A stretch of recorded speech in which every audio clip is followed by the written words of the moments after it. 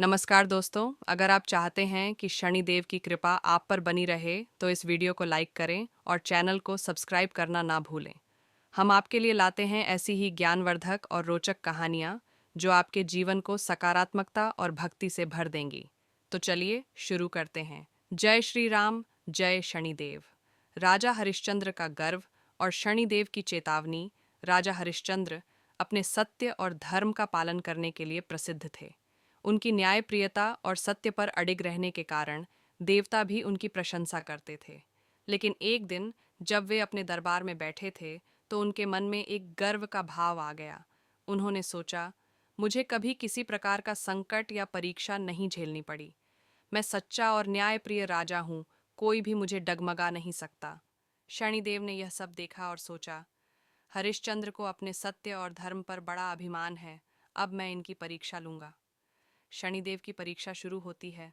शनिदेव ने अपनी साढ़े साथी का प्रभाव शुरू किया और राजा हरिश्चंद्र की संपत्ति, परिवार और राजपाट छीनने की योजना बनाई। राज्य का छिन जाना। एक दिन अचानक उनके राज्य में भयंकर अकाल पड़ गया। प्रजा भूख से तड़पने लगी। व्यापार ठप हो गए और धीरे धीरे राज्य की अर्थव्यवस्था पूरी तरह नष्ट हो गई। राजा ने अपनी पूरी संपत्ति दान कर दी और अंततः स्वयं ही गरीब हो गए। अपने ही राज्य से निष्कासित स्थिति इतनी खराब हो गई कि राजा को अपना राज्य तक छोड़ना पड़ा। वे अपनी पत्नी तारामती और पुत्र रोहिताश्व के साथ दर दर भटकने लगे। कोई भी उनकी मदद करने को तैयार नहीं था।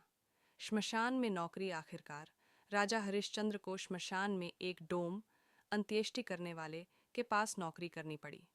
उनका काम यह था कि जो भी शव जलाने के लिए आता उससे कर, टैक्स लेना पड़ता।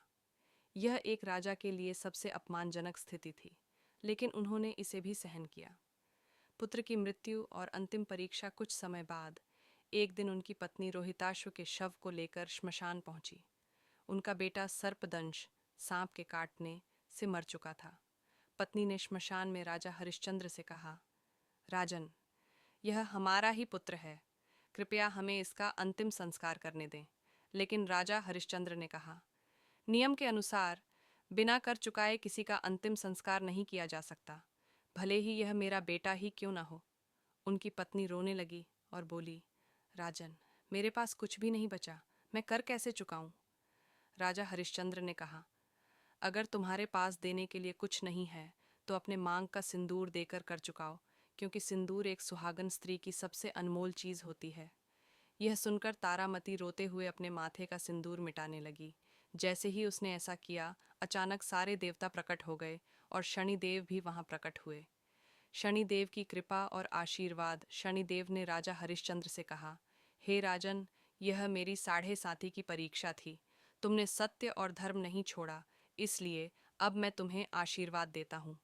साक्षात भगवान विष्णु और ब्रह्मा जी भी प्रकट हुए और उन्होंने कहा, राजन, तुमने धर्म और सत्य का पालन कर सिद्ध कर दिया कि कोई भी संकट तुम्हें सत्य के मार्ग से हटा नहीं सकता। तुम्हारा राज्य, पुत्र और वैभव सब कुछ लौट आया जाता है। अचानक रोहिताश्व जीवित हो गया। राजा का राज्य वापस मिल गया और वे फिर से अपने वैभव में लौट आए। शिक्षा और संदेश। यह अद्भुत कहानी हमें सिखाती है कि शनिदेव केवल उन लोगों को कष्ट देते हैं जिन्होंने बुरे कर्म किए हों, लेकिन जो धर्म और सत्य पर अडिग रहते हैं वे अंत में सफल होते हैं।